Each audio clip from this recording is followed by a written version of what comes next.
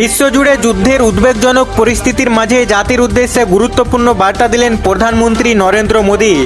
Supply chain की इन मुश्किलों के बीच पिछले 2 महीने से हमारे पड़ोस में ही इतना बड़ा युद्ध चल रहा है। इसका असर पूरी दुनिया पर पड़ा है और भारत पर तो और भी गंभीर असर हुआ है।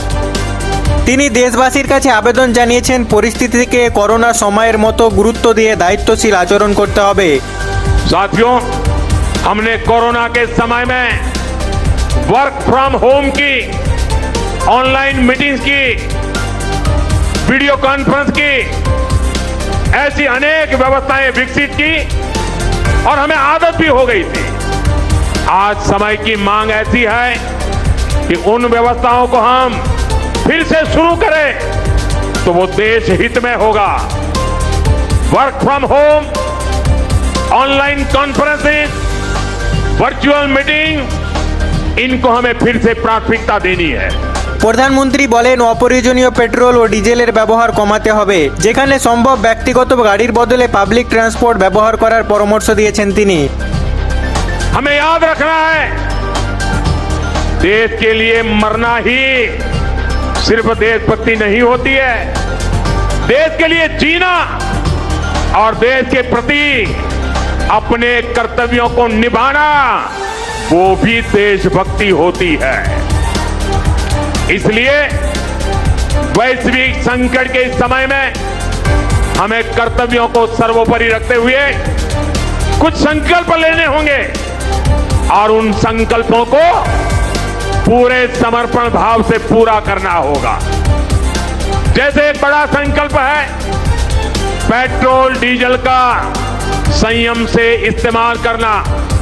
साथियों, हमें पेट्रोल डीजल का उपयोग कम करना होगा।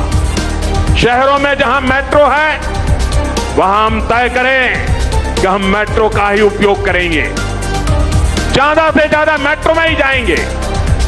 अगर कार में ही जाना जरूरी है तो फिर कार पूल करने का प्रयास करें और भी लोगों को साथ बिठा लें। अगर हमें कहीं सामान भेजना हो तो कोशिश करनी है कि वह ज्यादा से ज्यादा रेलवे गुड्स के जो ट्रेन होती है रेलवे की सर्विसेज से भेजें, ताकि इलेक्ट्रिक रेलवे होने के कारण पेट्रोल डीजल की जरूरत नहीं पड़ती है। जिन लोगों के पास इलेक्ट्रिक व्हीकल है वो भी कोशिश करें कि इलेक्ट्रिक व्हीकल का ज्यादा से ज्यादा उपयोग करें। এছাড়াও বিদেশ ভ্রমণ আপাতত এড়িয়ে চলার আহ্বান জানিয়েছেন প্রধানমন্ত্রী। অপ্রয়োজনীয় খরচ কমানো, বিশেষ করে সোনা কেনার মতো বিলাসবহুল ব্যয় থেকে বিরত থাকার কথাও বলেন তিনি। साथियों, आज जो संकट है उसमें हमें विदेशी मुद्रा बचाने पर भी बहुत जोर देना होगा, क्योंकि दुनिया में पेट्रोल डीजल इतना ज्यादा महंगा हो गया है, पहले से कई गुना ज्यादा कीमतें बढ़ गई है। तो हम सबका दायित्व है कि पेट्रोल डीजल की खरीद पर जो विदेशी मुद्रा खर्च होती है, पेट्रोल डीजल बचाकर हमें वो मुद्रा भी बचानी है। इसके लिए हमारे छोटे छोटे प्रयास भी देश की बहुत मदद कर सकते हैं।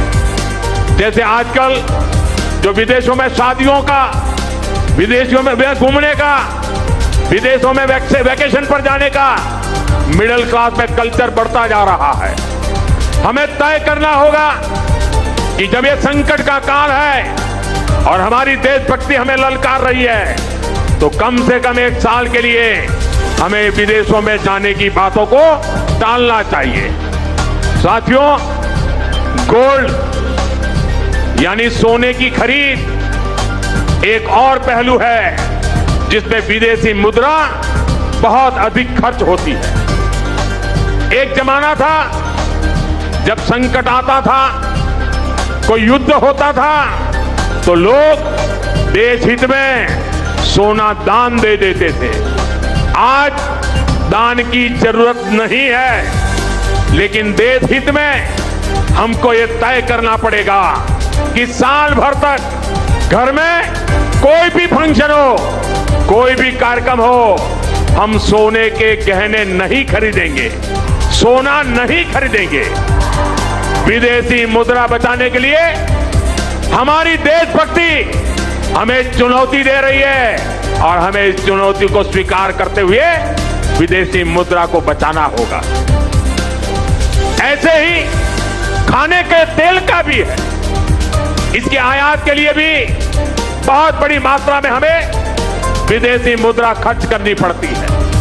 हर परिवार अगर खाने के तेल में, खाने का तेल का जो उपयोग करता है, अगर वो कुछ कमी करे, मैंने बार बार कहा है 10% कम करो।